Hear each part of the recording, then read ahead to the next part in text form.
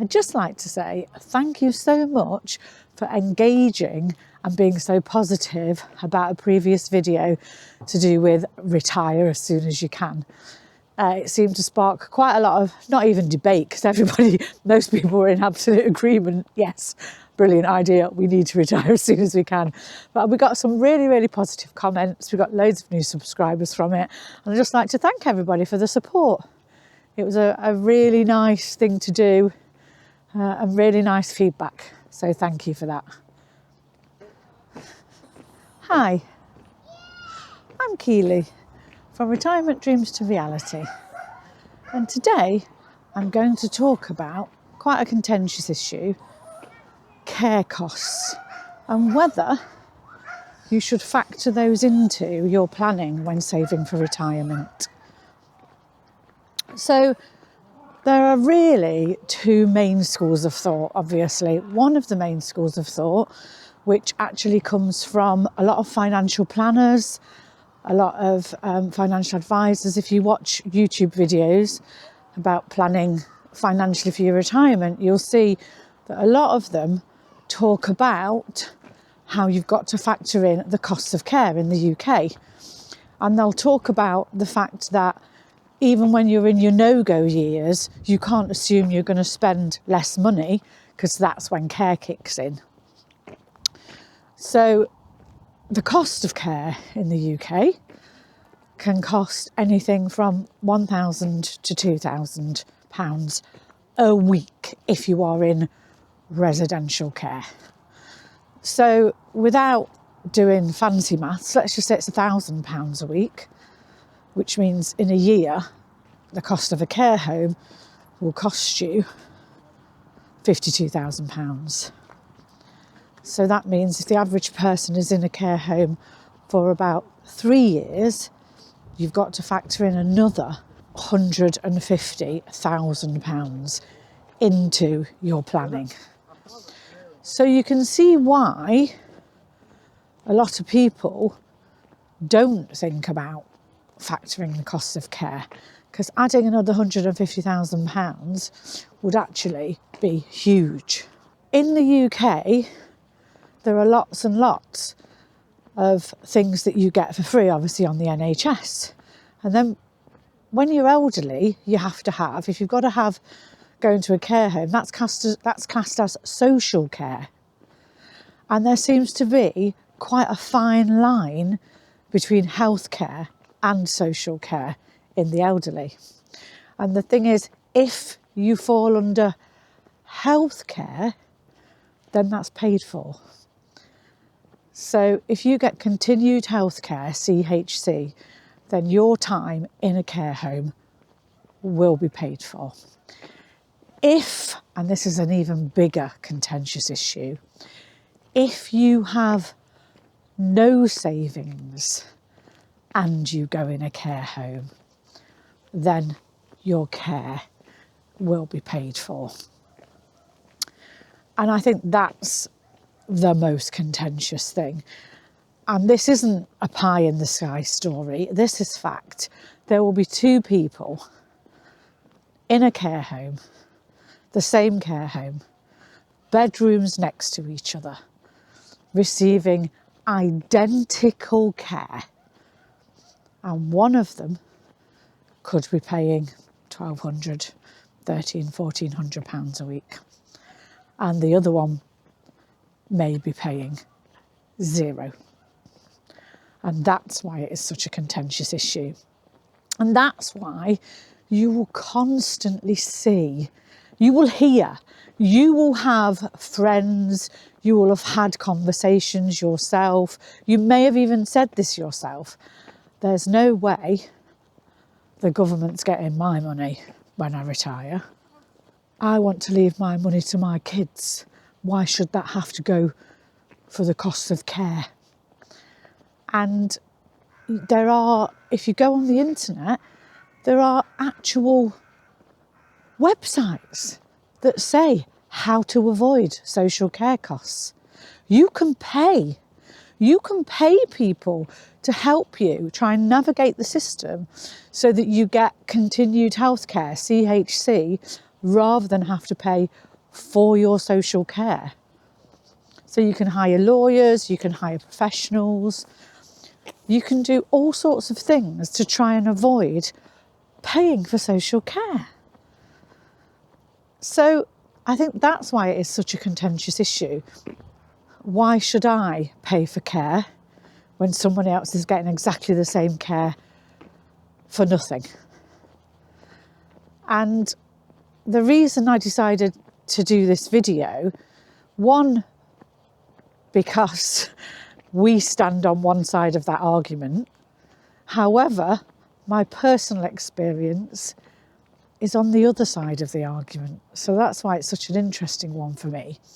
I'll start by saying Bruce and I are not factoring in the cost of residential care into our planning for when we are elderly. We're not. Our planning involves our going abroad, our moving and buying a house in Beverley, all of the things that I've talked about in previous videos. And that's what we're planning for. That's what me retiring at the end of this year is about. And that's what Bruce retiring in 4 years is about. That's our plan. We aren't factoring in another £300,000 for if both of us have to go into care. And it's quite interesting because we don't have children. My son lives in America, Bruce doesn't have a child, so nobody's going to look after us when we're older. We've got to look after ourselves. So maybe we should be factoring it in. Even though we're not factoring in the costs of social care, I have a prime example of someone who did use all of their savings and all of their money and all of their children's inheritance on social care. So my dad was a builder and he died at 69 years old of a heart attack. My mum, when dad died, my mum got a considerable amount of money from dad. They'd saved all their lives. I'm not talking hundreds of thousands, but I'm talking tens of thousands. And then, not that many years after dad died, mum decided to sell the family home because it was too big for her. So she sold the family home, released quite a bit of equity from that because they owned it, and she moved into a flat. A really nice, lovely flat, but it was so much better for her than the family home. So she released more tens of thousands.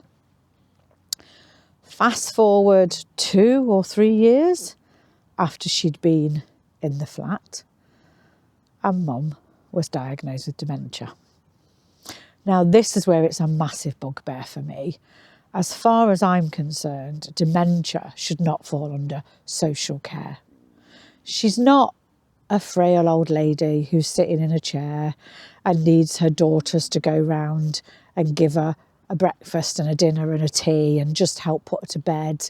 But mentally she's sound and she's just sitting, enjoying life, watching TV, enjoying people popping in and seeing her.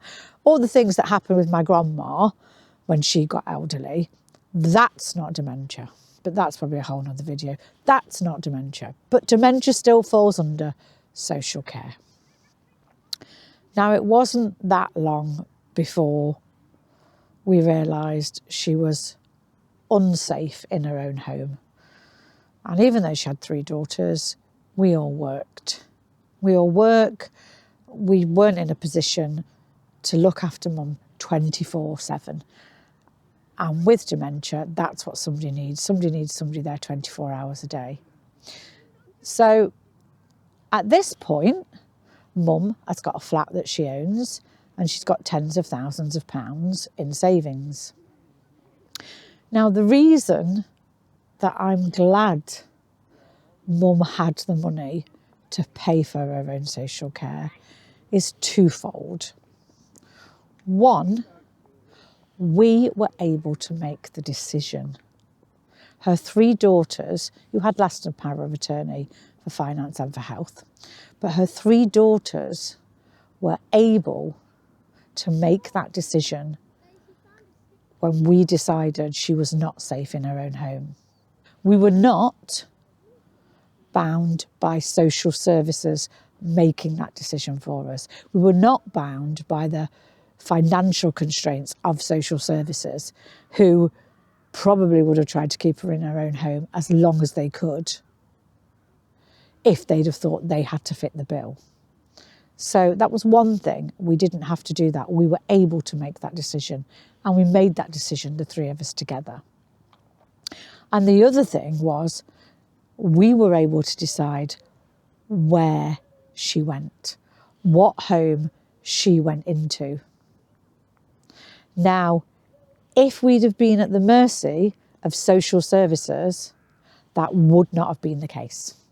So if she'd have had no money, that decision would very likely have been totally out of our hands.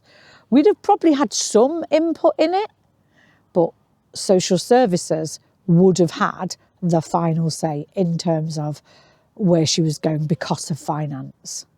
So as much as I've just said that we're not factoring it into our retirement and £300,000 is just a ridiculous amount of money, the fact that my mum had a flat to sell and she had tens of thousands of pounds to pay for her own care made our lives so much easier.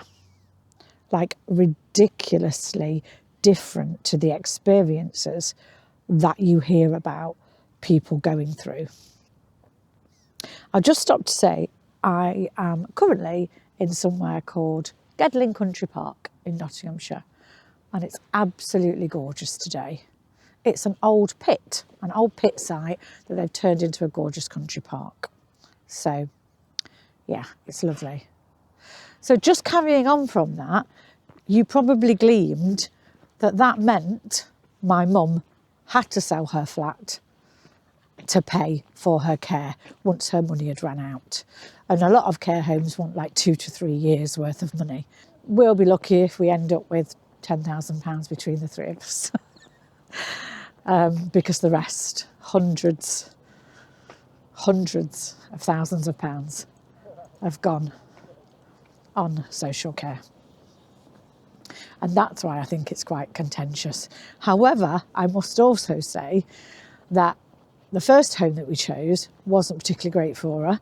So after a couple of years, we moved her to another home. But we did that knowing that that home took local authority residents, local authority funded residents. So when we made her make the move about 18 months ago, and we knew she'd only got about a year's worth of money left, we did that knowing that when her money ran out, which it now has, that she could stay where she was. So once again, it was a decision that we were able to make because she had some money. So, yeah, that really is sort of the end of my little story about should you save for care costs in your retirement.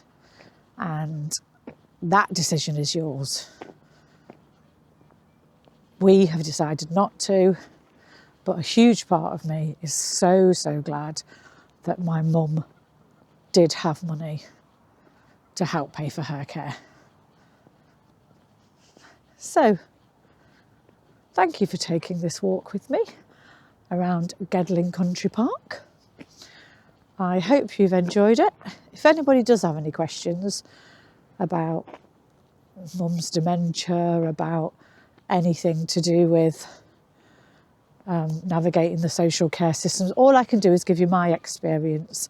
All I can do is tell you what happened to us, and I will happily do that if anybody wants any information. But we were very lucky in terms of the support that we got and how we navigated it. One thing I forgot to say earlier is that it seems that people put properties into trust. But when you put your property into a trust, it has to be for a specific reason.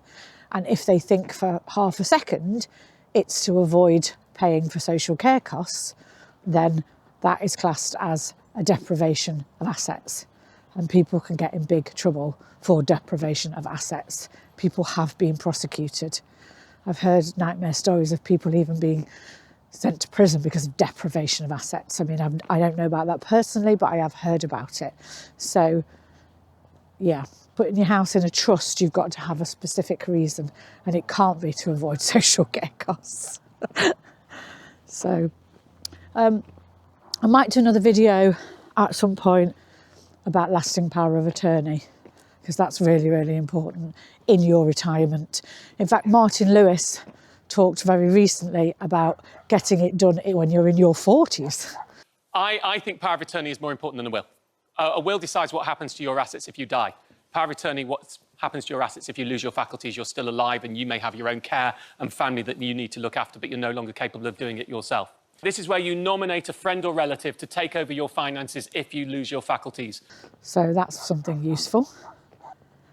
That's Keely from Retirement Dreams to Reality. Thank you for watching.